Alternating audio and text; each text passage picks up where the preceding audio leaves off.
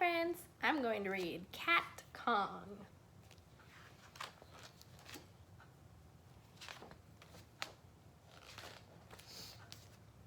One dark and perilous night, 3 mouse explorers sailed towards a strange, uncharted island. Captain Charles Limburger steered the tiny vessel while Dr. Vincent Varmint and his beautiful assistant Rosie Rodent looked on.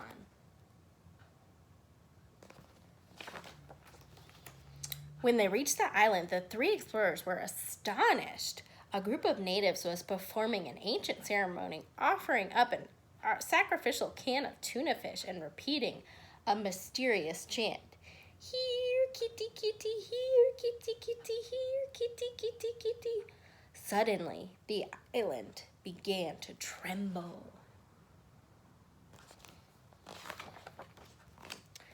Crashing through the thick forest came the most frightening creature ever known to mousekind, the mighty cat Kong. Meowing and hissing ferociously, the colossal cat took 3 giant kitty steps and tripped over the tuna fish can. Clunk!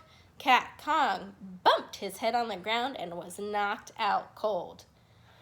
"If only we could bring him back to the city with us," said Dr. Varmint. "No," replied Rosie Rodent. "It would be wrong to take this creature away from its natural habitat just to satisfy our scientific curiosity." "Forget science," squeaked Dr. Varmint. "Think of the money we could make."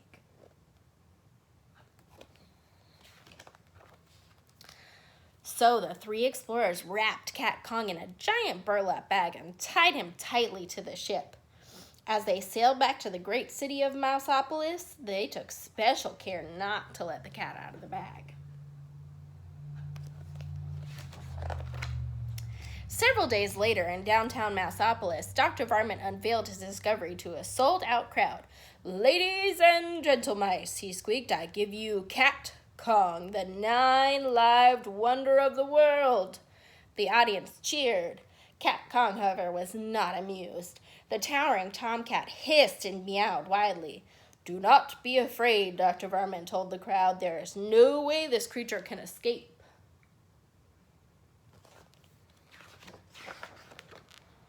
"I repeat, there is no way this creature can escape."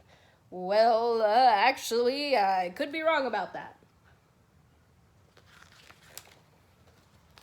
Soon the city of Mouseopolis was in panic.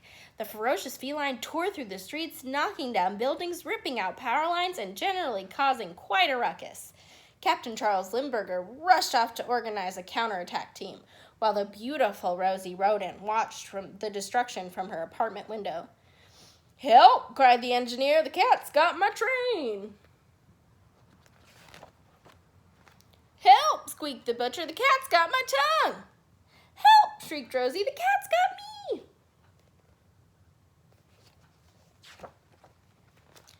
Soon the crazed cat was heading straight for the top of the Romano Inn, with the beautiful Rosie Rodent tailing behind.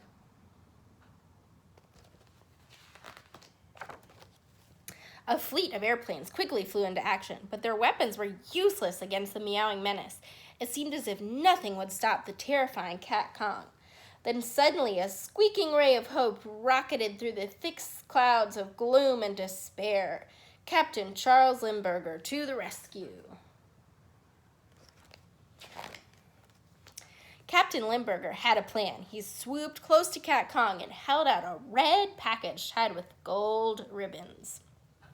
"Hey, Cat," he shouted, "look what I've got." He circled again and again, shouting, "You'll never guess what's inside this package." Cat Kong stared intensely at the red package.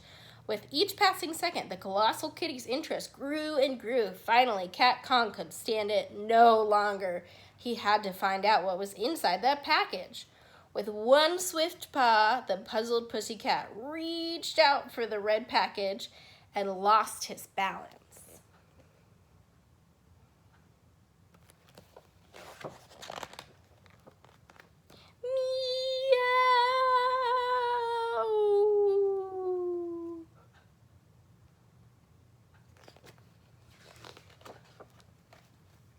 When the dust settled, a crowd of mice gathered to view the final resting place of the mighty Cat Kong.